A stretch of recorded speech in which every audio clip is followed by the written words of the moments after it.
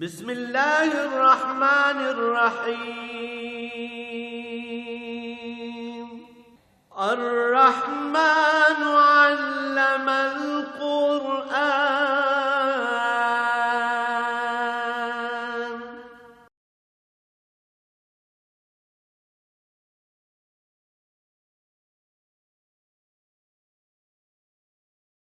الحمد للہ رب العالمین والصلاة والسلام علی حبیبہ محمد وآلہ وصحبہ اجمعین۔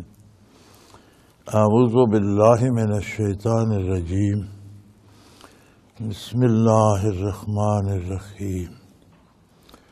واللیل اذا یغشی والنہار اذا تجلی وما خلق الذکر والانثی ان سعیکم لشتی۔ اللہم سبحانک لا علم لنا الا ما علمتنا انک انت العلیم الحکیم۔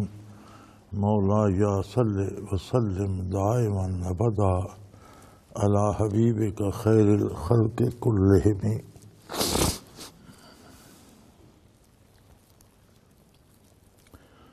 سورہ لیل مکی صورتوں میں سے ہے۔ ارشاد باری ہے واللیل اذا یغشی، رات کی قسم جب وہ چھا جاتی ہے، یعنی رات ہر روز دن ہوتا ہے، رات آتی ہے، تو رات کے آنے کا ایک نتیجہ ہوتا ہے۔ رات آتی ہے، ہر چیز کو ڈھانپ لیتی ہے، کام کاج رک جاتے ہیں، انسان، جانور، حیوان، ہر چیز، پرندے گھونسلوں میں چلے جاتے ہیں، ہر چیز اپنے اپنے ٹھکانے پہ پہنچ جاتی ہے، ہر ایک آرام کی کوشش کرتا ہے۔ دن بھر کا تھکا ماندہ آدمی نیند کی آغوش میں چلا جاتا ہے، اگلے دن تازہ دم ہو کے اٹھتا ہے۔ نظام کائنات میں رات کا اپنا ایک اثر ہے۔ کتنے کام ہوتے ہیں دن بھر بندہ جن میں مصروف رہتا ہے اور سمجھتا ہے کہ اس میں تو تھوڑی دیر بھی رکنا نہیں چاہیے، یہ کرتے رہنا چاہیے، یہ ہو جانا چاہیے، لیکن رات کو وہ کوششیں چھوڑ دیتا ہے، اس کے کام رک جاتے ہیں۔ کتنے ایسے درندے یا ایسے جانور ہیں، ایسے پرندے بھی ہیں جو دن بھر چھپے رہتے ہیں، رات کو رزق کی تلاش میں نکل پڑتے ہیں۔ یعنی رات کی اپنی مصروفیات ہیں، اس کے اپنے نتائج ہیں، اور جب آتی ہے تو ہر چیز کو ڈھانپ لیتی ہے۔ انسان کے بنائے ہوئے منصوبے نہیں چلتے، پھر اسے اپنے امور کو اس وقت کے مطابق، رات کے مطابق ترتیب دینا پڑتا ہے۔ یعنی رات اس بات کی گواہ ہے، اس بات پہ قسم دی گئی کہ رات اس بات کی گواہ ہے کہ ہر کام کے، ہر وقت کے، ہر حال کے اپنے نتائج ہوتے ہیں۔ ان نتائج کو کوئی جھٹلا نہیں سکتا۔ جو چیزیں، جو امور رات سے وابستہ ہیں، اب جن جانوروں، جن درندوں کی روزی اللہ نے رات سے وابستہ کر دی ہے، وہ دن بھر جھاڑیوں میں چھپے رہتے ہیں، رات کو وہ نکل پڑتے ہیں۔ عمومی انسان سے لے کر بہت سی چیزوں تک رات آرام کے لیے ہے، تو وہ سارے کام کاج چھوڑ کے آرام کے لیے آ جاتے ہیں۔ یعنی رات اس بات کی گواہ ہے کہ ہر کام، ہر فعل ہر موسم ہر حال اپنا ایک نتیجہ رکھتا ہے، مخلوق اس کے مطابق عمل کرتی ہے۔ والنہار اذا تجلی،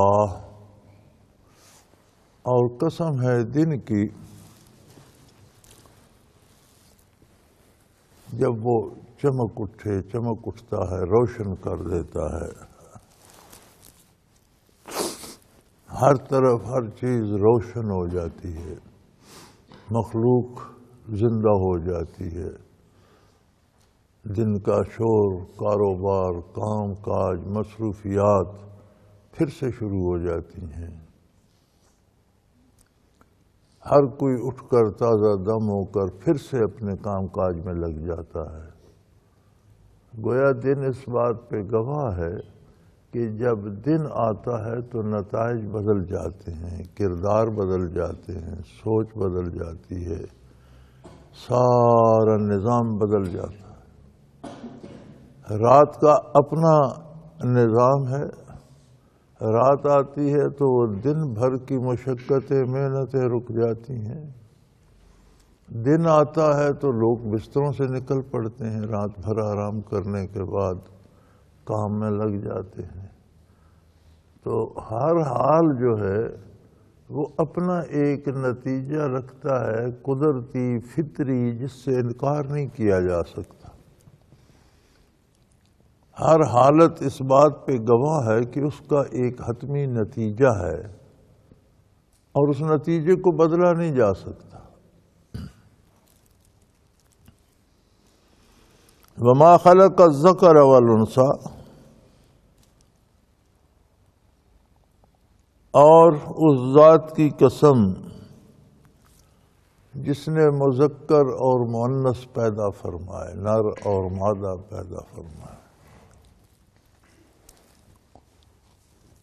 بڑی عجیب قدرت باری ہے کہ اس نے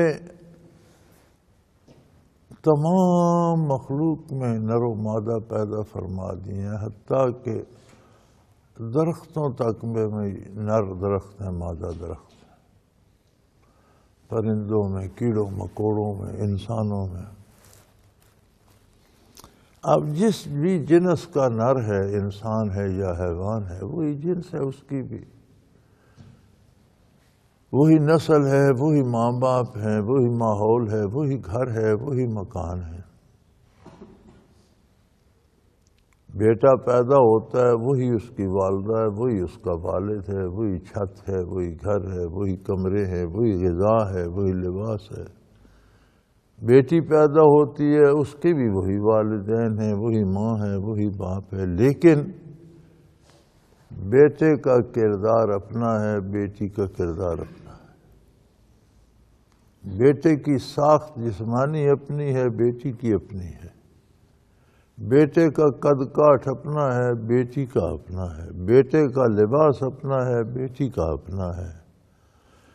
استعداد کار، کام کرنے کی طاقت مرد میں اور ہے، خاتون میں اور ہے۔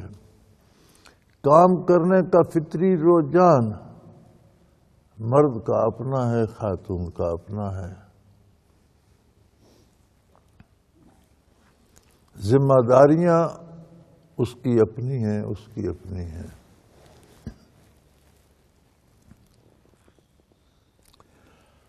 اجر دونوں کو اس ایک بادشاہ نے دینا ہے، اس احکم الحاکمین نے دینا ہے، لیکن ایک جیسے کام پر نہیں دینا، اپنی اپنی ذمہ داری ادا کرنے پر دینا۔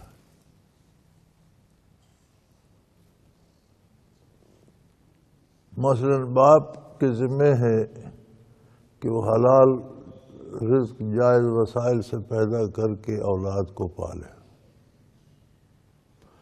ماں کے ذمہ ہے کہ جو رزق باپ لاتا ہے اس کی حفاظت کرے، اسے ضائع نہ کرے، اور بچوں کو پیار سے پالے اور اچھی تربیت کرے۔ اب کام دونوں کے مختلف ہیں، ایک کا کام لانا ہے، ایک کا کام خرچ کرنا ہے۔ اجر دونوں کو ملے گا، اپنی اپنی ذمہ داری کس خلوص سے، کس حد تک پوری کی؟ جیسے آپ کے پاس ملازم ہیں، فوج ہے، افسر ہیں، سپاہی ہیں. اب سپاہی کی اپنی ذمہ داری ہے، ایک افسر کی اپنی ذمہ داری ہے.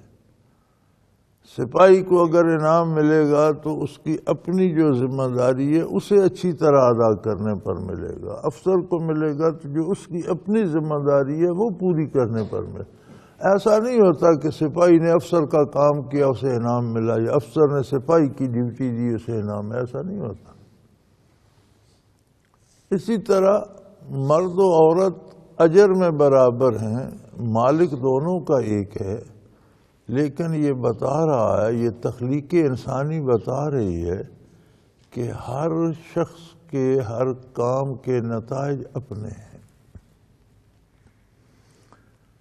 اگر کوئی خاتون ہے تو وہ خواتین کے ہی کام بخوبی ادا کر سکتی ہے. یہ جو ایک مسئلہ چل نکلا ہے نا تہذیب جدید کا کہ جی مرد اور عورت برابر ہیں،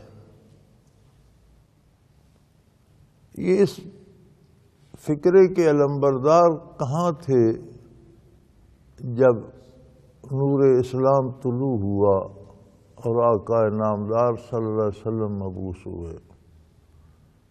6 صدی عیسوی کے آخر اور 7ویں صدی کی ابتدا میں طلوع اسلام ہوا تو یہ لوگ کہاں تھے آپ جانتے؟ یہ عورت کو انسان ہی نہیں سمجھتے تھے. ہندوستان میں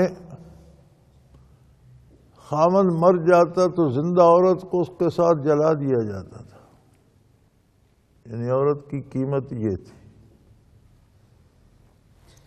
اگر کوئی بیوہ رہ جاتی اور وہ شادی تو کر ہی نہیں سکتی تھی، خامد کے ساتھ جلتی نہیں تو اس کی زندگی موت سے بدتر ہو جاتی تھی. اسے کھانا دینا پسند نہیں کرتے تھے، کپڑے اچھے نہیں پہن سکتی تھی، اس سے کوئی بات نہیں کرتا تھا.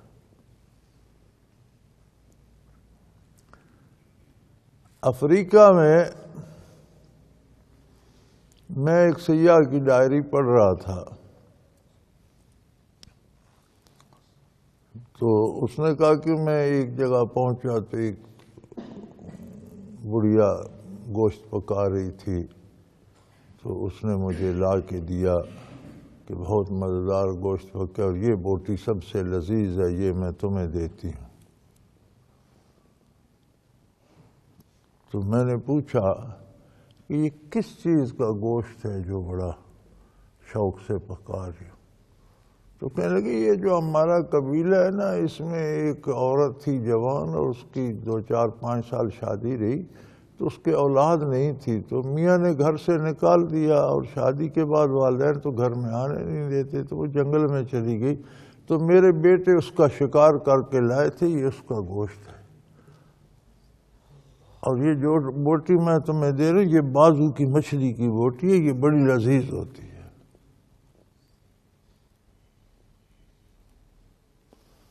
چائنا میں اب تک وہ تصاویر تاریخ کا حصہ ہیں کہ بچی پیدا ہوتی تو اسے لوہے کی جوتا پہنا دیتے تھے کہ یہ بڑی ہو کر چلنے پھرنے کے قابل نہ رہے، اس کے پاؤں بڑی ہو جائے لیکن پاؤں اتنے ہی رہے اور یہ آزادی سے چل پھر بھی نہ سکے، کہیں آ جا نہ سکے، ہماری محتاج اور غلام ہی رہے. وسط ایشیائی ریاستوں میں جو چاہتا جس سے چاہتا چھین لیتا، پکڑ کر لے جاتا. یہ جو حقوق کے نمبردار بنے ہیں ان کی تاریخ اس بات سے بھری پڑی ہے کہ بات بات پر عورتوں کو زندہ جلایا کرتے تھے اور کہتے تھے یہ وچ ہے، جادوگرنی ہے، اسے جلا دو. ایک کھمبا سا گاڑ کر عورتوں کو ساتھ باندھ دیتے، نیچے لکڑیاں رکھ کر آگ لگا دیتے، تماشا دیکھا کرتے تھے. یہ کہاں سے آگے حقوق کے علمبردار؟ عورت کو انسانیت کا درجہ ہی اسلام نے دیا. اور اسلام دین فطرت ہے، جو استعداد اللہ نے کسی میں پیدا کی ہے اس کے مطابق ذمہ داری نبھانے کا حکم دیتا ہے۔ خاتون کو مرد کے برابر حقوق دیے، عورت اور مرد برابر ہیں، یعنی برابر اس بات میں کہ مرد اپنی ذمہ داری پوری کرے، عورت اپنی ذمہ داری پوری کرے، اس میں برابر ہے۔ مرد سے وہ کام لیا جائے جو مردوں کے ذمے ہے، خاتون کو وہ ذمہ داری دی جائے جو خواتین کے ذمے ہے، دونوں برابر ہیں۔ مرد کے ساتھ وہ سلوک کیا جائے جس کا وہ مستحق ہے، عورت کے ساتھ وہ احترام و عزت کا سلوک کیا جائے جس کی وہ مستحق ہے۔ برابری کا یہ مطلب ہے کہ دونوں سے جو ان کی ذمہ داری قدرت نے بنائی ہے وہ کام پوری دیانتداری سے لیا جائے، اور جو ان کا حق بنتا ہے وہ برابر برابر دونوں کو بغیر کسی تکلف کے دیا جائے، یہ برابری ہے۔ ورنہ تو آپ ان دو انگلیوں کو برابر نہیں کر سکتے، کیا کریں گے؟ اس انگلی کو کاٹ دیں گے کہ یہ برابر ہو جائے؟ دو آنکھوں کی نظر برابر نہیں ہوتی، فرق ہوتا ہے۔ دو کانوں کی سماعت برابر نہیں ہوتی، سر کے سارے بال برابر نہیں ہوتے، دو ہاتھوں کی قوت برابر نہیں ہوتی، دائیں کی اور ہے بائیں کی اور ہے۔ آپ کس طرح برابری کریں گے؟ دائیں ہاتھ سے وہ کام لیا جائے جو دائیں ہاتھ کا ہے، بائیں سے وہ لیا جائے جو بائیں کا، یہ برابری ہے۔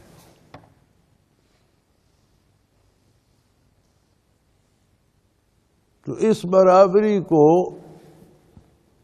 نام برابری کا دے کر نظام قدرت کو ڈسٹرب کرنا، اس میں مختل ہونا، اس کو برباد کرنا، یہ عورت کو کچھ دینا نہیں ہے، اسے تباہ کرنے کے مترادف ہے۔ عورت کو انہوں نے کیسے برابر کر دیا؟ یہ بڑا عجیب دھوکہ ہے کہ جو خاتون کی ذمہ داریاں تھیں وہ تو فطری تھیں، اسے تو کوئی نہیں بدل سکتا۔ عورت تو وہ ہے، اس کا جسم عورتوں والا ہے، اس کا مزاج عورتوں والا ہے، اس کی قوت عورتوں والا ہے، بچے اسی نے پیدا کرنے ہیں۔ اب برابری کیا ہے؟ مرد کی ذمہ داریاں بھی اس پہ ڈال دی کہ تم بازار میں نکلو، تم روزی کماؤ، تم مشقت کرو۔ کیا ہوا؟ یعنی عورت کے کام تو تم ہی نے کرنے، تم مرد کے بھی کرو، برابر ہو گئی۔ یہ کون سی برابری ہے بھائی؟ برابر کرو نا، ایک بچہ خاتون کے پیٹ سے پیدا ہو، دوسرا مرد کے پیٹ سے پیدا ہو، اگلا پھر خاتون سے پیدا ہو، اگلا مرد سے، برابری برابری ہونی چاہیے۔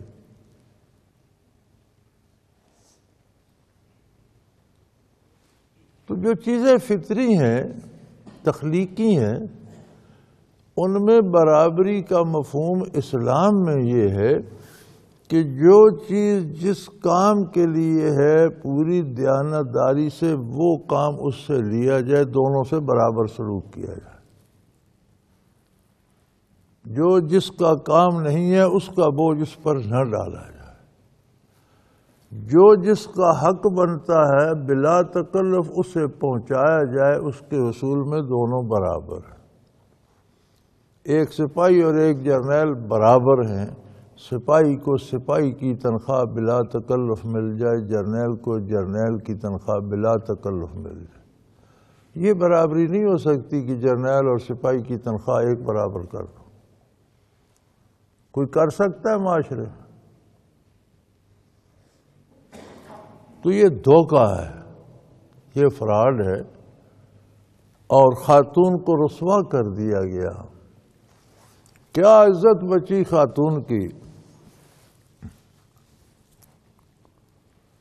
آپ مغرب کو اور غیر مسلم اقوام کو چھوڑیں، میں اپنے ملک کے اخبارات روزانہ دیکھتا ہوں، میں سرے ورق اٹھاتا ہوں یا ویکلی ایڈیشن آتے ہیں۔ میرا تاثر یہ ہے، ہو سکتا ہے میں غلط ہوں، میری رائے خراب ہو، میرا تاثر یہ ہے کہ اس طرح تصاویر لگی ہوتی ہیں خواتین کی، گویا یہ قوم بیویوں کو نیلام کرنا چاہتی،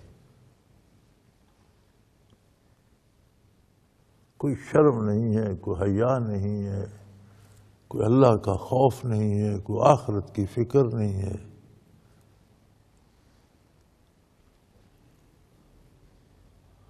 عورت کا معنی ہے پوشیدہ چیز، چھپائی گئی چیز، پردے میں رکھی گئی چیز۔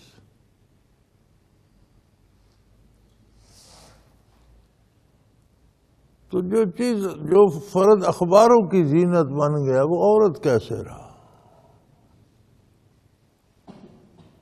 انہی اخباروں میں اگلے روز پکوڑے بک رہے ہوتے ہیں، انہی میں اگلے روز جوتے لپیٹ کر لوگ چلے جا رہے ہوتے ہیں۔ پتہ نہیں، یہ برابری نہیں ہے میرے بھائی۔ برابری یہ ہے کہ جس کا جو حق ہے وہ ادا کرے۔ وما خلق الذکر والانثی، اس خالق کی قدرت اس بات پہ گواہ ہے کہ جو جس کام کے لیے ہے اس کام کا ایک نتیجہ ہوگا۔ جسے مرد بنایا ہے اس سے وہی کام ہوں گے جو مرد کی ذمہ داری فطرت نے رکھی ہے۔ والانثی، جسے مادہ بنا دیا ہے، ماں ایک ہے، باپ ایک ہے، ایک پیٹ سے پیدا ہوئے، ایک گھر میں پلے بڑے، لیکن خاتون کی ذمہ داریاں اپنی ہیں، مرد کی ذمہ داریاں اپنی ہیں۔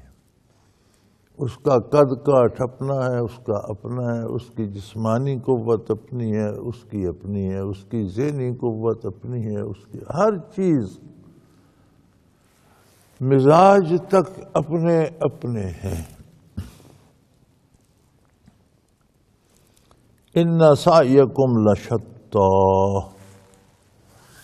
یہ سارا نظام اس بات پہ گواہ ہے کہ تمہارے کردار کے بھی مختلف نتائج ہیں، بھلے کا بھلا نتیجہ، برے کا برا نتیجہ۔ جس طرح رات کے نتائج کو کوئی نہیں بدل سکتا، رات آتی ہے تو سارے وہ حالات پیدا ہو جاتے ہیں جن کا رات تقاضا کرتی۔ دن کے نتائج کو کوئی نہیں بدل سکتا، جب دن آتا ہے تو سارا عالم اس طرح سے ہو جاتا ہے جیسا دن کو ہونا چاہیے۔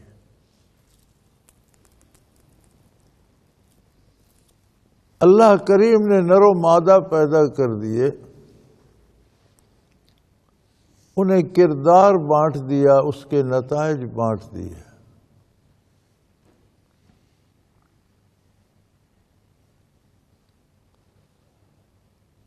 اب نر اور مادہ کے ملنے سے افزائش نسل رکھی، وہ اس کے بغیر ممکن نہیں ہے، ویسے ہی ہوتی۔ نر کے ذمہ وہی ذمہ داریاں ہیں جو فطرت نے رکھی ہیں، مادہ کے ذمہ، مؤنث کے ذمہ وہ ذمہ داریاں ہیں جو فطرت نے رکھی۔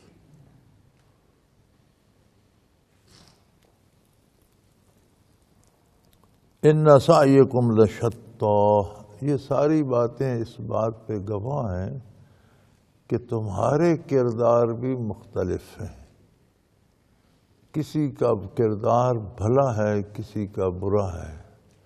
اب جو بھلا ہے اس کے نتائج بھلے ہوں گے۔ جب دن ہے تو نتائج دن کے ہوں گے، حالات دن کے ہوں گے، موسم دن کے ہوں گے، لوگوں کی سوچ دن کے متعلق ہوگی، سارے معمولات دن کے ہوں گے، رات ہے تو رات کے ہوں گے۔ بھلا ہے کردار تو سارا ماحول بھلائی کی طرف جائے گا، بہتری کی طرف جائے گا، اچھائی کی طرف جائے گا۔ برا ہے تو نتائج برے ہوں گے، افکار برے ہوں گے۔ یہ یقینی ہے، جس طرح رات کے نتائج اپنے ہیں، دن کے اپنے ہیں، نہیں آپ بدل سکتے۔ جس طرح مرد کے اپنی ذمہ داریاں، خاتون، اسی طرح کردار کی بھی اپنی اپنی ذمہ داریاں ہیں۔ یعنی یہ سوچو، یہ نہیں ہو سکتا کہ تم کرو تو برائی نتیجہ اچھا ہو، یعنی تم ہو تو رات میں روشنی دن کی ہونی چاہیے، کیسے ہو سکتا؟ یا تم پھرتے تو دن میں ہو، پردہ رات والا ہونا چاہیے، کیسے ہو سکتا ہے؟ تم دن میں رات نہیں بنا سکتے، رات میں دن نہیں بنا سکتے، تم مذکر کو مؤنث نہیں کر سکتے، مؤنث کو مذکر نہیں کر سکتے۔ اسی طرح انسانی کردار جو ہے اس کے نتائج، آپ کردار اختیار کر سکتے ہو اچھا یا برا، اس کے نتائج نہیں بدل سکتے۔ آپ یہ سمجھو کہ میں برائی کرتا رہوں گا نتیجہ اچھا آئے گا، یہ نہیں ہو سکتا۔ یا کوئی یہ سمجھے کہ میں نیکی تو کر رہا ہوں نتیجہ نہیں ملے گا، یہ بھی نہیں ہو سکتا۔ جس طرح فطری طور پر قادر مطلق نے جو چیز جس کام کے لیے بنائی ہے اس سے وہی نتیجہ برآمد ہو رہا ہے، یہ فطرت کی کارستانیاں اس بات پہ گواہ ہیں، شب و روز گواہ ہیں، مخلوق گواہ ہے، نر و مادہ اس پہ گواہ ہیں۔ اسی طرح اے انسان تیرا کردار بھلا ہے یا برا ہے، دو طرح سے ہے، یا بھلا ہے یا برا ہے۔ بھلے کا نتیجہ بھلا ہوگا، برے کا نتیجہ برا ہوگا، اس سے بھاگ کوئی نہیں سکتا، اس کو کوئی بدل نہیں سکتا۔ کبھی نہیں ہو سکتا کہ برائی پر نتائج اچھے آئیں، کبھی نہیں ہو سکتا کہ نیکی ضائع ہو جائے اور نتائج خراب آئیں۔ یعنی یہ فطرت کا جتنا نظام پیچھے سے آ رہا ہے، جس کی قسم کھائی جاتی ہے، اس سے مراد یہ ہوتا ہے کہ جس کی قسم کھائی جا رہی ہے اگلی بات پہ وہ گواہ ہے۔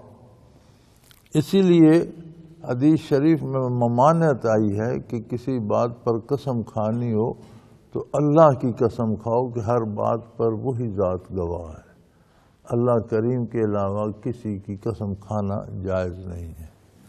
یہاں جن چیزوں کی قسم اللہ کریم نے دی ہے، یہ اس دلیل میں دی ہے کہ یہ چیزیں اس بات پہ گواہ ہیں۔ رات گواہ ہے کہ جب آتی ہے تو ہر چیز کو ڈھانپ لے، سارے نتائج بدل جاتے ہیں، امور بدل جاتے ہیں، فکریں بدل جاتی ہیں، سوچیں بدل جاتی ہیں۔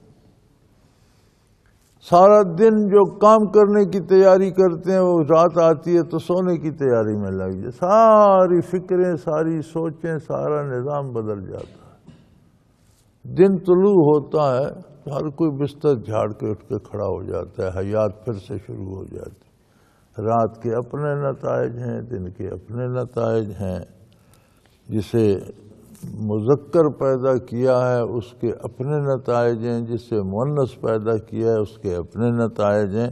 ان سعیکم لشتی، اسی طرح تمہارا کردار بھی دو طرح سے ہے، مختلف ہے، بھلا ہے یا برا ہے۔ لہذا ان سب چیزوں سے سبق حاصل کرو کہ بھلا انجام بھلائی پہ نصیب ہوگا، برائی کا انجام برا ہوگا۔ اس بات کو یقینی بنا لو کہ اگر تم برا سوچو گے، برا کرو گے، تمہیں برا پیش آئے گا، برا نتیجہ ہوگا۔ بھلا کرو گے، بھلا سوچو گے، بھلائی پیش آئے گی، اچھائی پیش آئے گی، انعام ملے گا۔ وآخر دعوانا ان الحمدللہ رب العالمین۔ اللہ اللہ اللہ اللہ اللہ اللہ اللہ اللہ۔ حضرت امیر محمد اکرم آبان مد ذلہ العالی دارالعرفان منارہ ضلع چکوال میں سالہ سال سے قرآن و حدیث کے اوپر خطابات کر رہے ہیں اور سلسلہ نقشبندیہ اویسیہ کے مطابق لوگوں کو ذکر الہی کی تربیت دے رہے ہیں۔ وہ قرآن پاک کی تفسیر ترتیب وار بیان کر رہے ہیں۔ تفسیر قرآن کو وہ موجودہ ملکی اور بین الاقوامی حالات کے مطابق بیان کرتے ہیں۔ मोटर वे से कलर कहार के इंटरचेंज से निकलते हुए कलर कहार की झील से होते हुए मियानी, बोछाल और नूरपुर से गुजरते हुए दारुल इरफान मिनारा पहुंच सकते हैं। हजरत अमीर मोहम्मद अकरम आवान ने बच्चियों और बच्चों की दीनी और दुनियावी तालीम के लिए सिकारा एकेडमी के नाम से एक दरसगाह भी कायम की है, जिसका इफ्तिताह मुल्क पाकिस्तान के सदर जनरल मोहम्मद ज़ियाउल हक ने अपने दस्ते मुबारक से किया था। वो तमाम अहबाब जो इस्लाम की तलब रखते हैं, उनसे गुजारिश है कि दारुल इरफान मिनारा ज़िला चकवाल में अमीर मोहम्मद अकरम आवान साहब के खिताबात से मुस्तफ़ीद हों। वो हर जुमे को नमाज से पहले बयान फरमाते हैं। हर माह की पहली इतवार को माहाना इज्तिमा होता है, जिसमें आप खुसूसी खिताब फरमाते हैं और पाकिस्तान के चारों सूबों से अहबाब इस इज्तिमा में शिरकत करते हैं। इसके अलावा यहाँ साल में 2 मरकजी इज्तिमात भी होते हैं, एक रमज़ानुल मुबारक में एतिकाफ का इज्तिमा और दूसरा जुलाई और अगस्त में 40 दिन का इज्तिमा होता है, जिसमें रूहानी तरबियत की जाती है। अपना खून सीमाब देकर इतना हम कर जाएंगे, नाम आका का चमन में फिर रकम कर जाएंगे।